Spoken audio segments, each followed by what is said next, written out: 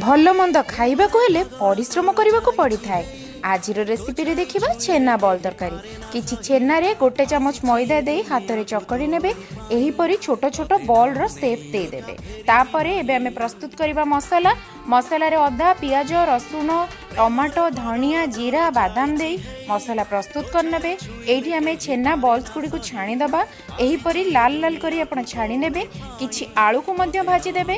ତାପରେ ଗୋଟେ କଢ଼େଇରେ ତେଲ, ଜିରା ଆଉ ପିଆଜ ଦେଇ ଏଗୁଡ଼ାକୁ ମସଲା ଭାବରେ ଫ୍ରାଏ କରିନେବେ। ବାଟିକି ରଖିଥିବା ମସଲା ଦେଇଦେବେ।